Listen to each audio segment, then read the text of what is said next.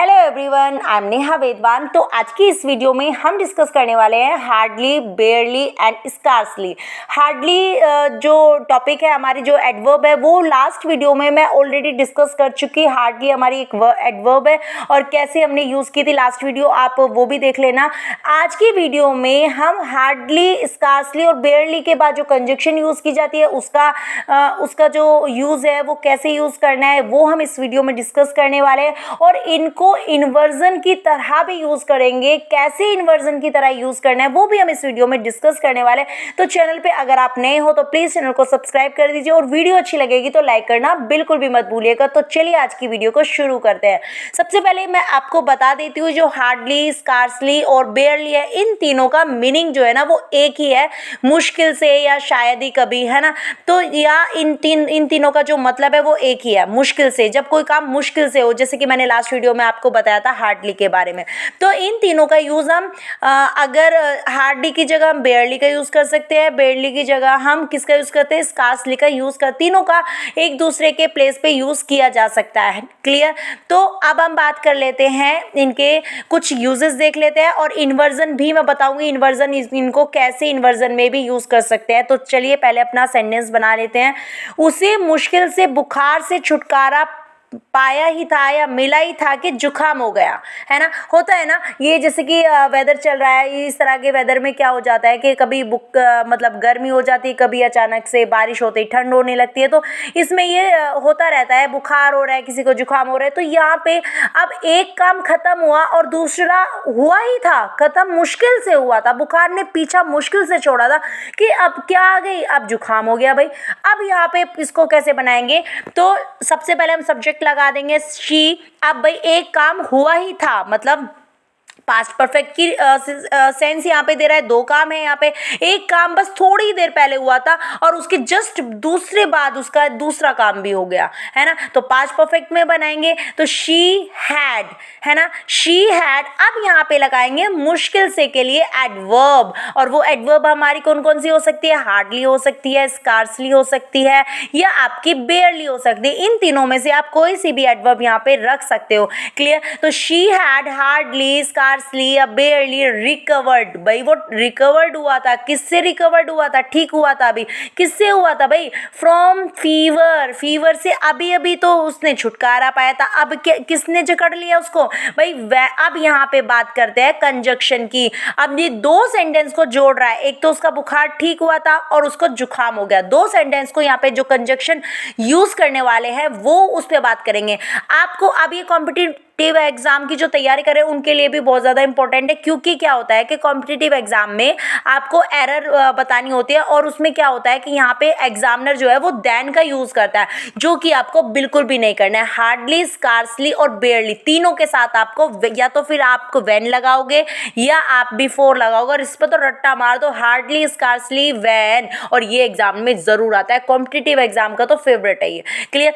तो she had, hardly, scarcely या जो बेयरली आप लगा सकते हो रिकवर्ड फ्रॉम फीवर, व्हेन या फिर बिफोर, दोनों में से आप एक लगा सकते हो। अगर व्हेन लगा रखा है तो भी सही है, बिफोर लगा रखा है तो भी सही है। तो when she got a cold, clear, या before she got a cold. Before मतलब भाई अब बस जुकाम, उससे पहले ही दूसरी बीमारी उसने उसको जकड़ लिया। नेक्स्ट सेंटेंस देखते हैं, आई होप समझ आ गया होगा। नेक्स्ट देखते हैं, हमने मुश्किल से बात करना शुरू ही किया था कि कौन आ गई भाई, टीचर आ गई। अब तो बात करना शुरू ही किया था, अब टीचर आ गई, अब तो हो हाली बात, है ना। ये सेंस आ रही है ना निकल के। अब कैसे बनाएंगे, तो भाई मुश्किल से तो बात करनी शुरू की थी। We had hardly started talking, हमने शुरू बात करना, यहाँ पे talking as a gerund use हो रहा है। हमने शुरू किया, क्या शुरू किया, हमने बात करनी शुरू ही की थी कि क्या हो गया, टीचर आ गई। अब व्हेन भी लगा सकते हो, when the teacher came there. Clear. तब भी वहां पे कौन आ गई भाई, टीचर आ गई, तभी के तभी। दोनों काम मतलब बिल्कुल माइनर सा गैप है दोनों में कि भाई एक काम खत्म हुआ ही था और दूसरा काम शुरू हो गया।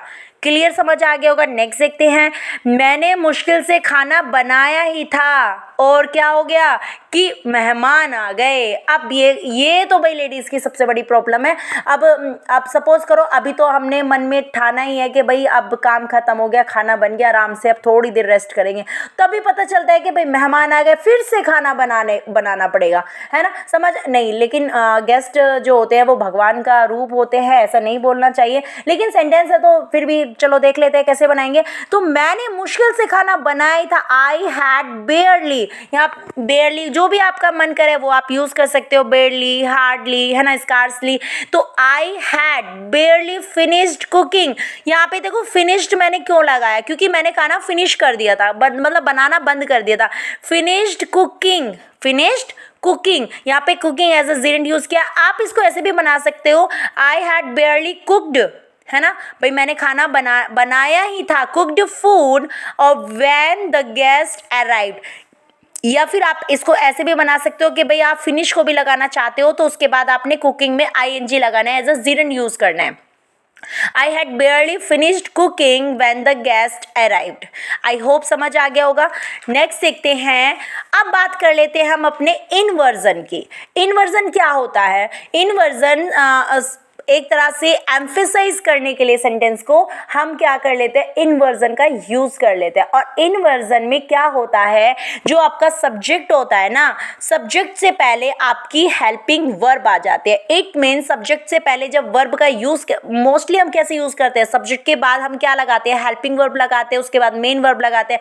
लेकिन इनवर्जन में क्या होता है, अगर आपकी एडवर्ब है, कोई भी आपकी एडवर्ब है, एडवर्ब के बाद आपको लगानी है ऑक्सिलरी वर्ब, उसके बाद आपको सब्जेक्ट लगाना है और उसके बाद आपको मेन वर्ब लगानी है। क्लियर? तो सब्जेक्ट से पहले जब आपकी वर्ब आ जाती है तो आपको इन्वर्जन, उसको इन्वर्जन बोला जाता है। क्लियर? तो इन्वर्जन में हम इसको कैसे यूज कर सकते हैं वो देख लेते हैं। क्लियर? मुश्किल से हम होटल पहुंचे ही थे कि बारिश होने लगी। इससे पहले भी जितने सेंटेंसेस मैंने बनाए हैं वो आप इन्वर्जन में कन्वर्ट कर सकते हो।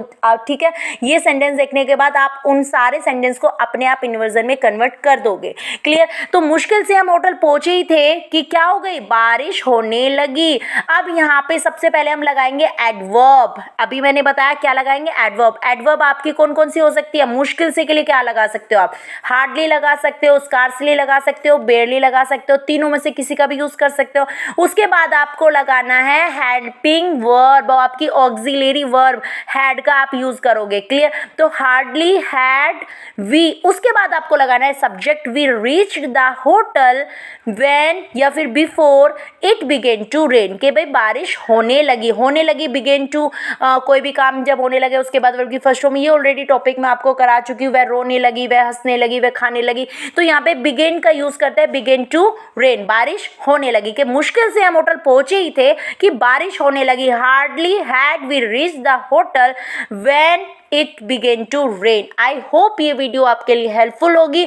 मिलते हैं नेक्स्ट वीडियो में। Have a nice day.